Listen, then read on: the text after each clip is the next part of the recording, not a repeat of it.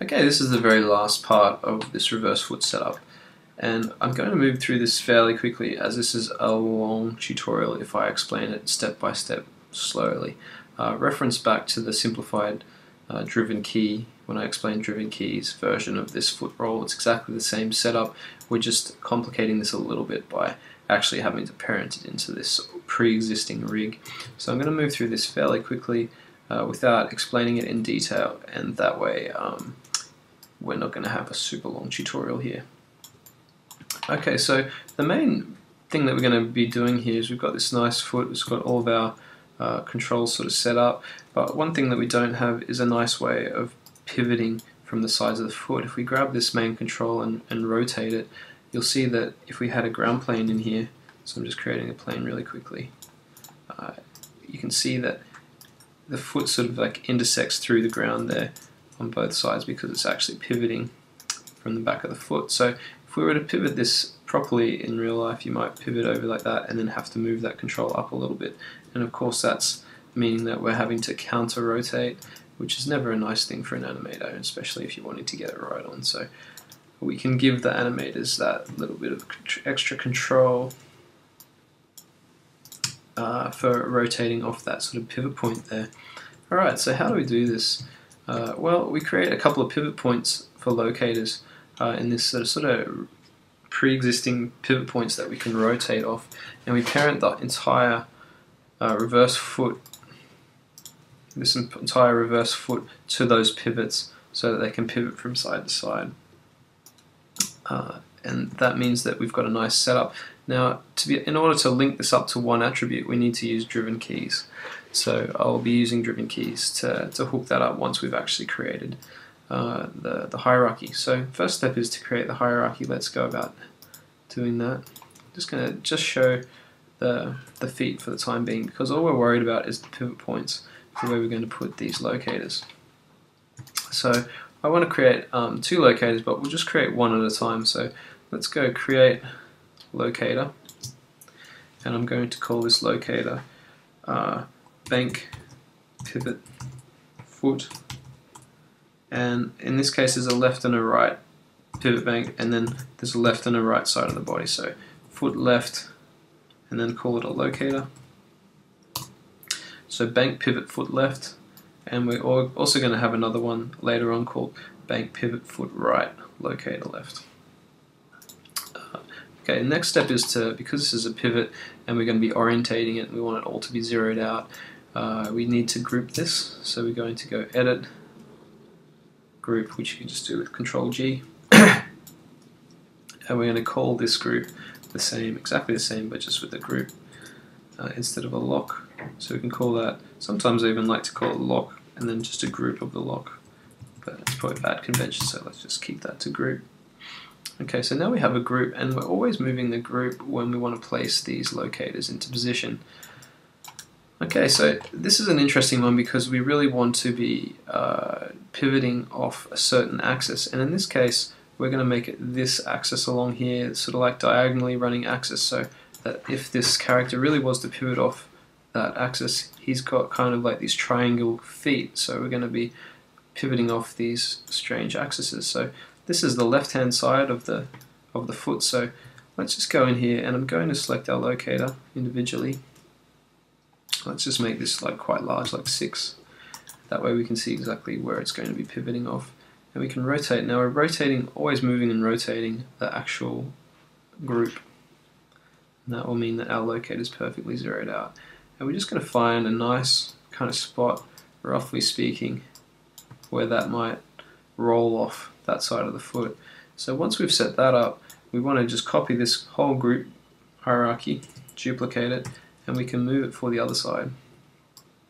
So just go and edit, duplicate there, move that to the other side, and we're going to add this one so that it sort of rolls in a nice axis. It doesn't really matter where the translation is because we're only going to be rotating this on one axis. So now always remember to move the groups so that the locators remain zeroed out. All these locators should remain zeroed out. Now just with this new one that we've created, let's call it foot right. This is the right of the foot, but it's still the left hand side of the body.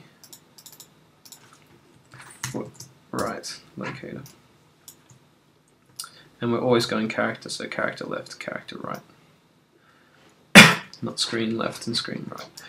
Okay, so now that we've got these sort of nicely organized here, we want to parent them together. Now it doesn't matter which way we parent them together, so let's just parent one to the next.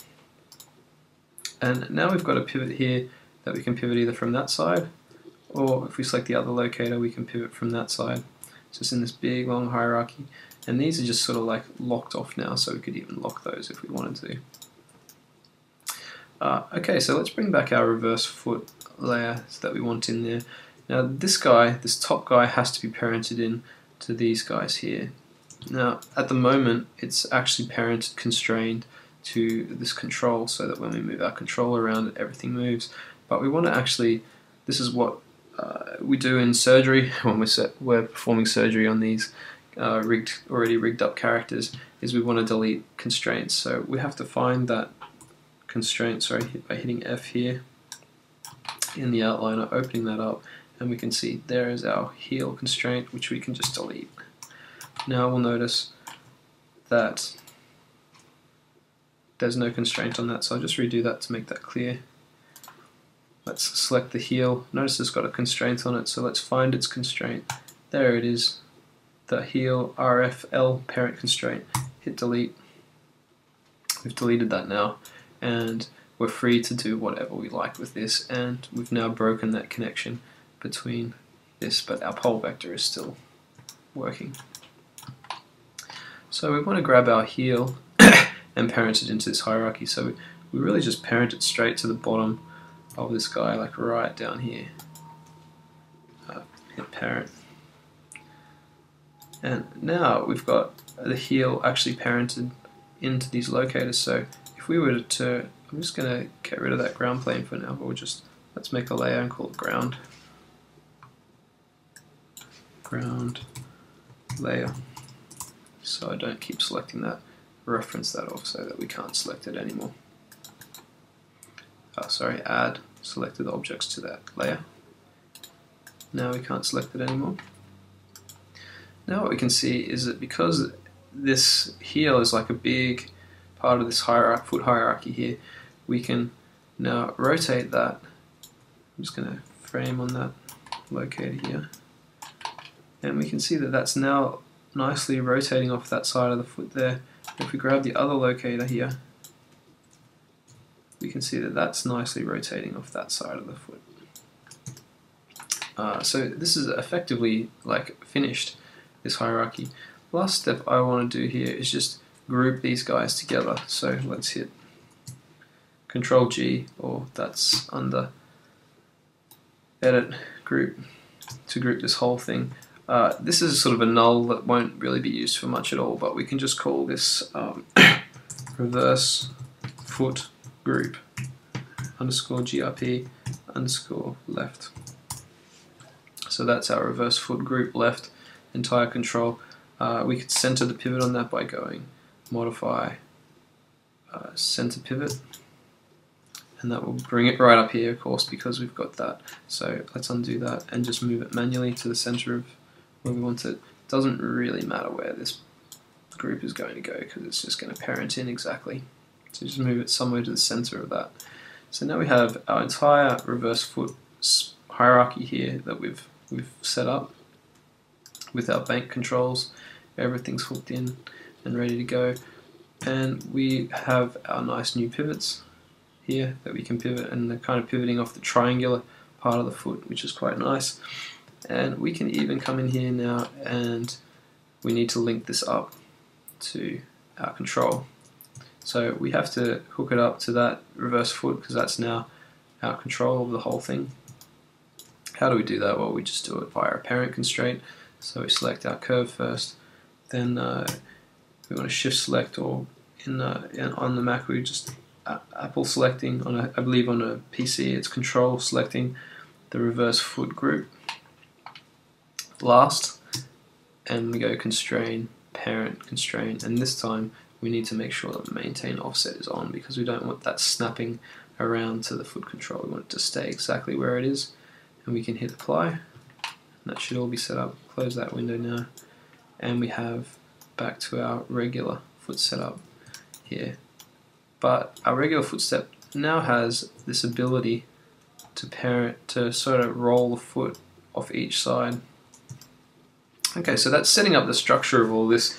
The last thing that we need to do is just actually hook it up to a one slider. So we have one slider down here, that's our bank control. So we need to modify, add an attribute, and just call that bank. And it's a float, so we just hit OK. Now we have a bank control. Very easy. Okay, so how do we set this up? Well, we can't really set this up with our connection editor because it's not just a one-to-one relationship. What it is actually going to be is a sort of a bit of an animation, because we could actually animate that up, have it come down, and then switch to this control and then animate that up. And that sort of is how we want our sliders to go. So we actually do this with the driven key. So we want to select, well, you don't really need to select anything, but we can go animate, set driven key, and then this set ...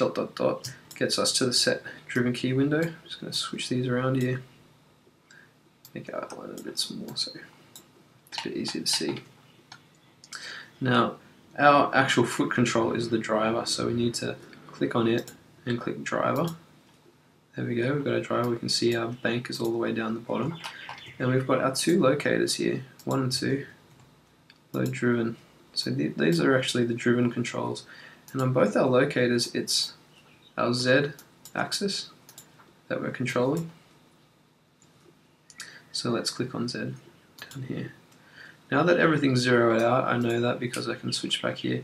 When we switch back the first time, it seems to like unselect our bank for some reason, and I know that that's all zeroed out because it's zeroed here. These locators are all zeroed out, everything's good. So we hit our first key, and what you'll notice is we switch back to our locators, that's now turned red on both sides.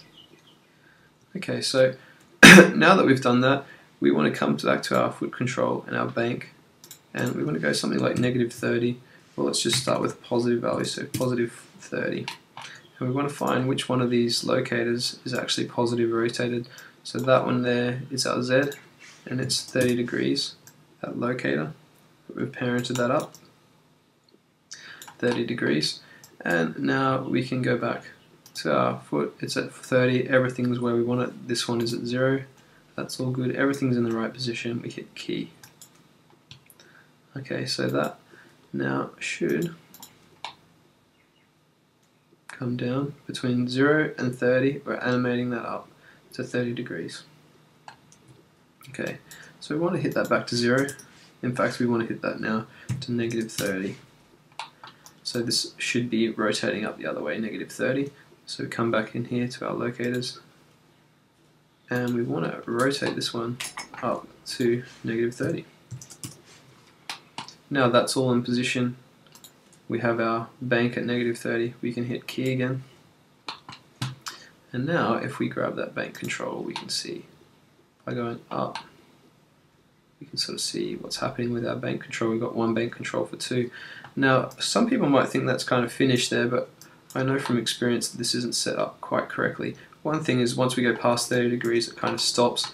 Perhaps the animator will want to go past 30 degrees, I don't know, there might be a situation for that. The other thing is, I know from experience that because we're keying in auto tangents, this is actually, it's hard to see, but this control, let's demonstrate this by going down here to something like a very low value, like say 9 or 8.7, we can come in and grab this locator here, and we want it to be also rotated at 8.7, but actually it's rotated at 6.01, so this bank control is not matching up exactly to what these locators are doing. Why is it doing that? Well, it's doing that because we can select both the locators at once. And now we want to go into our graph editor. We can even close down the set driven key editor now because we're editing the set driven key, we're not actually creating it anymore. And we can come into our graph editor and we can see that our curves aren't going in a nice straight direction between the two points. It's actually coming like we would expect if we select each one. There's a flat tangent to a flat tangent, and that's because by default our keys in Maya are set to auto. So we want to select both of those, make them linear, Select both of those and make them linear. And that's solved our first problem. You'll see that snapped a little bit there when I did that. And if we come and select this, we can see that our bank is now negative 23.1, and we can grab our locator here and it's negative 23.1. That's because there's a linear direction between that locator there, which is this one. When our control is at negative 23.1, which would be about here, you can see that this is now not time.